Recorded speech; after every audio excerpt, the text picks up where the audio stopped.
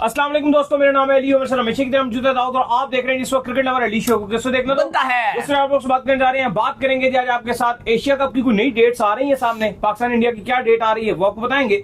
बात करेंगे कि अजहर महमूद को किसके कहने पर कोच बनाया गया, ये रिकमेंडेशन भी सामने आ गई है, इस पर बात करेंगे। पाकिस्तान का वाइस कैप्टन कौन होने जा रहा है, इस पर बात होगी। पीएसएल के हवाले से हुई आज मीटिंग, क्या स्टोरी आई है वो आपको बताएंगे। इंग्लैंड के कोच के हवाले से क्या अपडेट आ रही है वो भी आप लोगों से शेयर करेंगे। तो अगर आप हमारे चैनल पर पहली बार आए, चैनल को सब्सक्राइब करें और साथ ना भूलिएगा। तो बात का खास करते हैं नंबर 1 खबर के साथ जो हमारे पास आ रही है। तो सिर्फ जो नंबर 1 खबर आ रही है हमारे पास वो आ रही है भजन एशिया कप को लेकर, और अपडेट जो है एशिया कप के हवाले से जो वो ये आ रही है कि अब नई डेटें सामने आ चुकी हैं कि 5 सितंबर को एशिया कप शुरू होगा, 22 सितंबर को खत्म होगा, 7 सितंबर को इंडिया वर्सेस पाकिस्तान आपको देखने को मिल सकता है। बकौल इंडियन मीडिया की क्या चल रहा है। देखिए, आज भारतीय मीडिया ने रिपोर्ट करना शुरू किया क्योंकि हम आपको लगातार पिछले एक हफ्ते से 10 दिन से कंफर्म कर रहे हैं कि एशिया कप हो रहा है और जितनी उसकी जो डेली वाइज जो भी अपडेट्स होती हैं रेगुलर वो हम आपके साथ शेयर कर रहे होते हैं। अब हुआ यह था कि खलीज टाइम्स ने कंफर्म किया था, कल भी हमने आपके साथ बात की थी, ये परसों की एक्चुअली खबर थी कि यूएई ने डील साइन कर दिया, यानी कि कंफर्म कर दिया है कि वो एशिया कप को होस्ट करने जा रहा है। वो हमने आपको बता दिया था क्योंकि इंडियन मीडिया में काफी चल रहा था कि शायद श्रीलंका को भी नॉमिनेट किया जाएगा, लेकिन हमने आपको बता दिया था कि खलीज टाइम्स से ये कंफर्म किया था कि आपका एशिया कप यूएई में होगा। अब क्रिक बस ने जो डेट्स दी थी, जो उन्होंने, वो भी आपको पता है क्रिक बस भी क्रिक इन्फो की तरह स्कोरिंग की ऐप है, यह स्कोरिंग एक बड़ा एक न्यूज है, लेकिन वो आपका वो भी इंडिया का ही है। उसने जो इनिशियल डेट्स जारी की थी वो ये कहा था कि 10 तारीख से एशिया कप पॉसिबल शुरू होगा, 10 या 12 सितंबर से, और 28 सितंबर तक होगा। और आज जो भारतीय मीडिया के कुछ जो चैनल्स, जो बड़े अखबार हैं, वो रिपोर्ट कर रहे हैं और बीसीसीआई को वो कोट कर रहे हैं। आपको पता है इंडियन मीडिया की ऑलरेडी ऑथेंटिकेशन वैसे ही इतनी नहीं होती है, अगर आप वर्ल्ड वाइड भी देखोगे तो बिल्कुल वर्स्ट में इंडियन मीडिया की ऑथेंटिकेशन मानी जाती है। अगर आप जो बड़े अखबार हैं, जो रैंकिंग देती हैं वेबसाइट्स, उनमें अगर आप इंडियन मीडिया को कोट करो तो काफी नीचे नंबर आता है, लेकिन वो बीसीसीआई को कोट कर रहे हैं, तो इसलिए इसकी थोड़ी सी ऑथेंटिकेशन बढ़ जाती है, क्योंकि वो ये जो खुद से रिपोर्ट नहीं कर रहे, वो बीसीसीआई के ऑफिशियल्स का बता रहे हैं कि बीसीसीआई ऑफिशियल्स ये बात कर रहे हैं। अब देखिए, जो एशिया कप का एक्चुअली फैसला होना है वो तो आपको बताया भी था कि कल एसीसी ने तमाम बोर्ड मेंबरान्स को ईमेल ठोक दिए हैं, सबको ईमेल कर दिए हैं, बांग्लादेश, भारत, बीसीसीआई, पाकिस्तान, सबको, अफगानिस्तान, श्रीलंका, सबको ईमेल्स कर दिए हैं कि भाई हमारी मीटिंग होनी है, तो अगले हफ्ते तो आप लोग जो है उसमें शिरकत करें और वहां पर हम हतमी फैसला करेंगे। अब ये खबर आ रही है कि 2 पॉसिबल आ रहे हैं कि डेट्स आ रही हैं और इसके ऊपर जो ज्यादा मेंबरान्स चाहेंगे तो शेड्यूलिंग हो जाएगी, या तो आपकी 5 सितंबर से 21 या 22, अगर 4 से शुरू करेंगे एशिया कप तो 20 तक, अगर 5 से करेंगे तो फिर 21 सितंबर तक ये एशिया कप की डेट्स होंगी, और अगर 10 या 12 से अगर एशिया कप शुरू हुआ सितंबर से तो 28 तारीख को।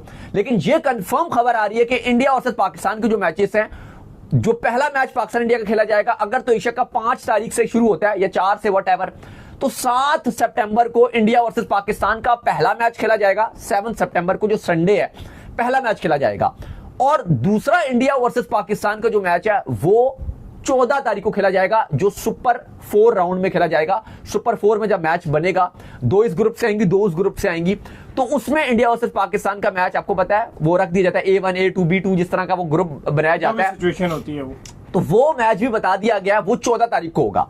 लेकिन अगर एशिया कप 10 या 12 सितंबर को शुरू होता है, क्योंकि आपको पता है जो जिम्बाब्वे और श्रीलंका की सीरीज है वो एफटीपी में नहीं थी, लेकिन फिर भी जिम्बाब्वे और श्रीलंका ने वो सीरीज शेड्यूल कर दिया और वो 7 सितंबर को खत्म होगी, तो फिर तो शुरू नहीं हो सकता ना। बिल्कुल, श्रीलंका और उसकी, लेकिन ये हो सकता है कि शायद अगर श्रीलंका के मैचेस लेट कर देंगे, बिल्कुल ये ऐसा हो सकता है पॉसिबल, तो श्रीलंका डायरेक्ट ट्रैवल कर जाएगी। जिम्बाब्वे तो वैसे नहीं होती एशिया कप में ना, तो वो डायरेक्ट आ जाएंगे, अगर 9-10 को भी उनका मैच रख दिया गया तो वो उस पर खेल लेंगे।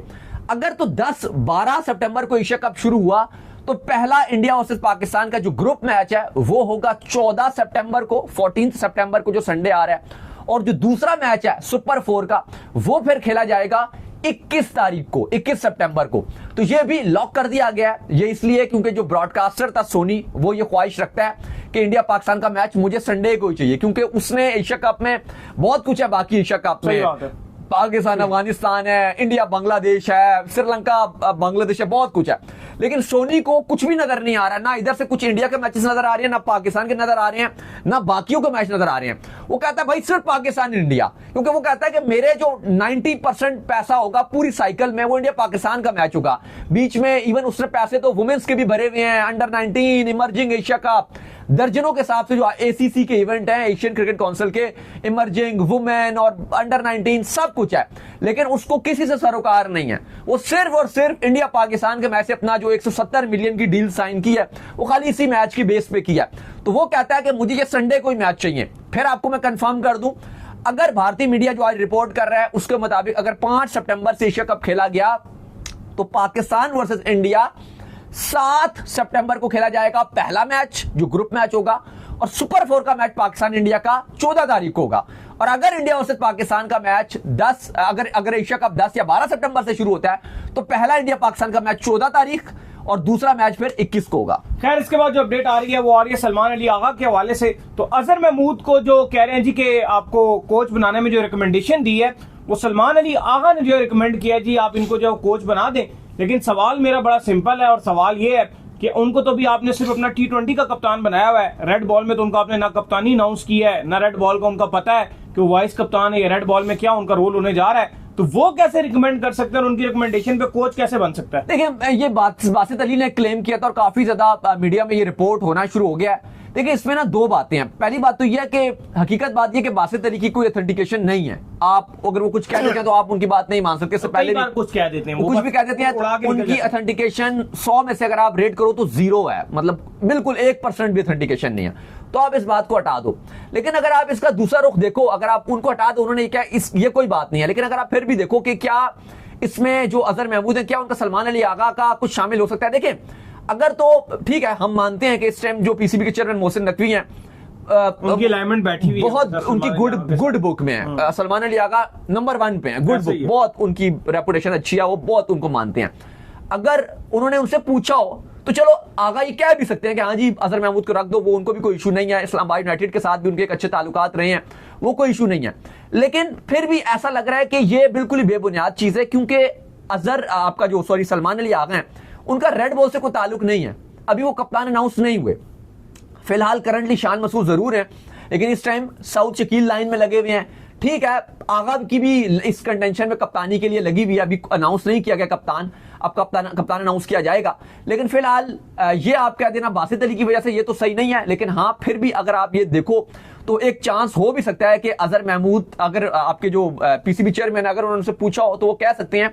लेकिन अली साहब, हमें ये भी नहीं भूलना चाहिए कि जो मोहसिन नकवी हैं उनकी गुड बुक में अजहर महमूद का नाम भी शामिल है, और वहाब रियाज से पूछकर बहुत चीजें करते हैं, और वहाब रियाज भी अजहर महमूद को बहुत लाइक करते हैं। बहुत अच्छी दोनों की दोस्ती है, बल्कि मैं क्या बोलूंगा आपको, बहुत अच्छी दोनों की दोस्ती है जो वहाब रियाज और अजहर महमूद है।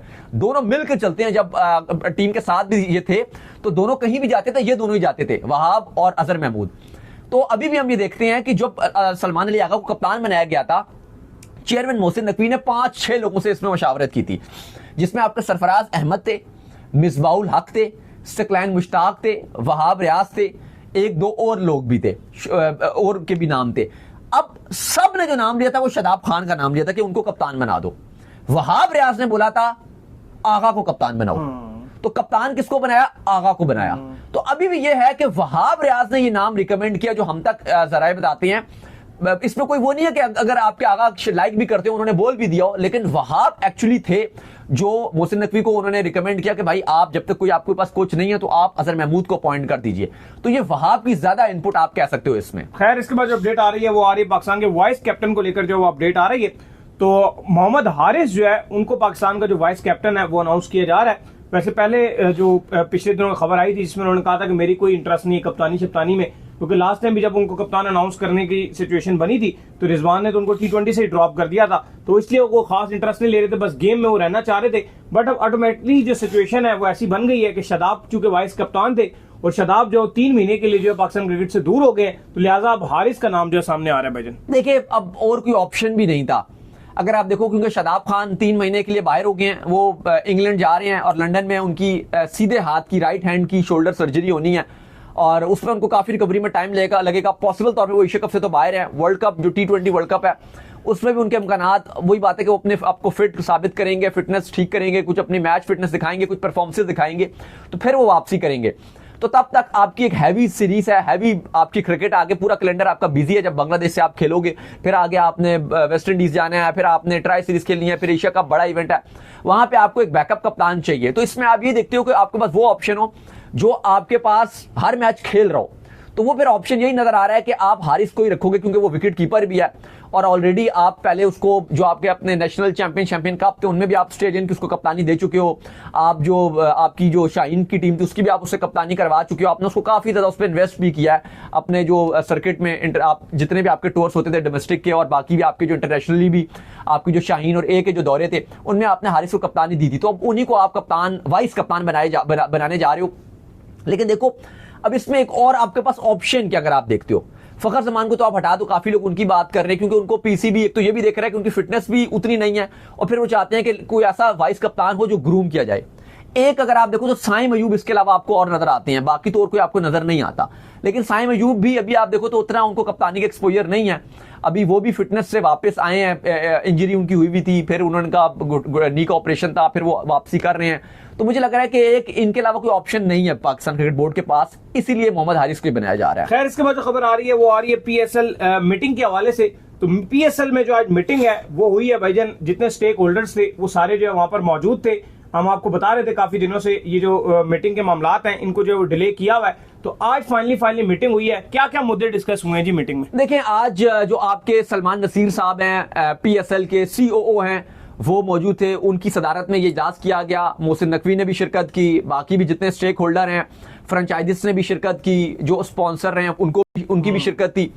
फिलहाल आज इतनी बड़ी बात नहीं हुई, फिलहाल तो अभी तो अपनी जो कारकर्दगी थी पास्ट की उसके ऊपर सब ने इत्मीनान का इजहार किया है। यह कहा गया कि जो पिछले सालों में, स्पेशली जो पिछले साल से इस साल अगर आप कंपैरिजन करें, जो व्यूअरशिप थी वो 647 टाइम्स इंक्रीज आया।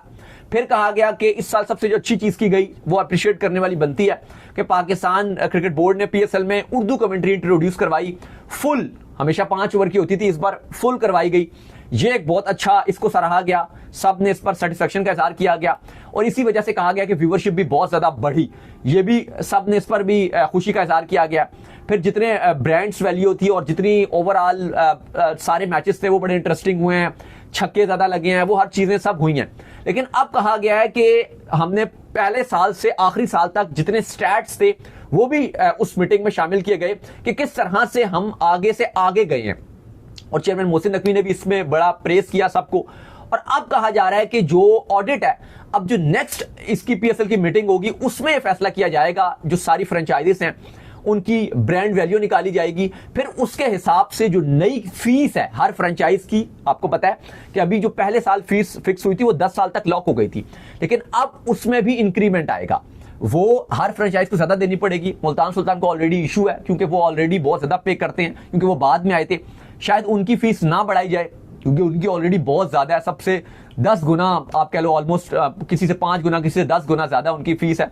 लेकिन बाकी सब फ्रेंचाइजीज की बढ़ाई जाएगी, पहले तो ये बात होगी। फिर दूसरी ये होगी कि जो 2 नई टीम्स लानी है उनकी क्या वैल्यू होनी चाहिए वो निकाली जाएगी, और क्या जो उसमें से पैसे मिलेंगे क्या वो फ्रेंचाइज को भी कुछ दिए जाएंगे, क्योंकि स्टेक होल्डर फ्रेंचाइजेस वाले भी हैं, मतलब जो एक पीसीबी एक बड़ी अमाउंट हासिल करेगा क्या वो फ्रेंचाइजीज को भी देगा। तो ये सारे मामला फिर अगले जो मीटिंग होगी वो होंगी, और काफी सारी अब मीटिंग्स होंगी जिसमें नया पाकिस्तान सुपर लीग का जो आपको बताया कि स्पॉन्सर, टाइटल स्पॉन्सर है वो भी, और बाकी चीजें भी होंगी। खैर इसके बाद जो खबर आ रही है वो आ रही है इंग्लैंड के कोच के हवाले से अपडेट आ रही है। क्या अपडेट है भजन? देखिए आपको पता है कि ब्रेंडन मैकलम कोच थे, लेकिन इंग्लिश मीडिया लगातार ये रिपोर्ट कर रही थी कि जो एंड्रयू फ्लिंटॉफ हैं, बड़े शानदार खिलाड़ी थे, कहा जा रहा था कि वो इंग्लैंड के कोच बन सकते हैं। वो तो बॉक्सिंग में नहीं चले गए? हाँ वो बिल्कुल चले गए थे, लेकिन 2022 के बाद फिर वो दोबारा से क्रिकेट में आ गए थे। मेरे ये बड़े फेवरेट थे। फिर तो कोचिंग रोल में आए होंगे 2022? बिल्कुल 22 ऑब्वियसली कोचिंग में आए थे। 1998 से 2008 तक इन्होंने जो है, 2009 तक, बल्कि 1998 से 2009 तक इन्होंने इंग्लैंड की नुमाइंदगी की। कमाल था भाई, मेरा तो उस टाइम में इंग्लिश टीम में फेवरेट खिलाड़ी मेरा एंड्रयू फ्लिंटॉफ था। फिर बाद में इन्होंने अपना नाम भी चेंज किया, फिर उसके बाद ये बॉक्सिंग भी चले गए, लेकिन इनके साथ मुकाबला भी जीते थे। लेकिन इनके साथ जो कार एक्सीडेंट हुआ था वो बहुत खौफनाक था, और उसके बाद फिर ये बिल्कुल हर तरह से दूर हो गए। और फिर जब दोबारा इन्होंने वापसी की तो दोबारा क्रिकेट में वापसी की, 2022 से ये वापसी कर गए हैं।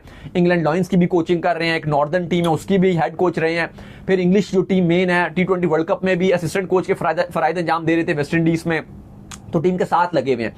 तो काफी चल रहा था कि ये हेड कोच बनने जा रहे हैं और मैकलम की जगह ले लेंगे, लेकिन उन्होंने ये कंफर्म किया एंड्रयू फ्लिंटॉफ ने कि बिल्कुल ऐसा नहीं है, मैं रॉब की के अंडर काम कर रहा हूं, वो मुझे जो भी काम देते हैं, अगर मुझे इंग्लैंड लॉयंस के साथ लगाते हैं या किसी और टीम के साथ लगाते हैं, मैं उनके साथ भी काम कर रहा हूं। अगर मुझे ब्रेंडन मैकलम का असिस्टेंट कोच लगाया जाता है, मैं उसके साथ भी खुश हूं। मैकलम बड़ा प्रोफेशनल है और मैं इसी तरह चलूंगा।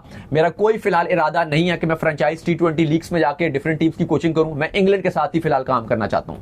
तो चलिए, उम्मीद करते हैं आज हमारे शो आपका ऑप्शन है। वीडियो को लाइक कीजिए, हमारे चैनल को सब्सक्राइब कीजिए, साथ में बेल आइकन को बजाइए। एक और काम कर लीजिए और वो ये कर लीजिए, इंस्टाग्राम को जाइए, फॉलो कीजिए। बिल्कुल, इंस्टाग्राम पे मुझे फॉलो कर लीजिए, वहां पे मैं मौजूद हूं दाऊद क्रिकेट के नाम से। अगर आपको कोई सवाल हो तो भेजिएगा और इनको भी फॉलो कीजिए। फॉलो कीजिए, मौजूद क्रिकेट लवर ऑफिशियल के नाम से लिंक डिस्क्रिप्शन में मौजूद है, जाइए फॉलो कीजिए। अल्लाह हाफिज, बाय बाय।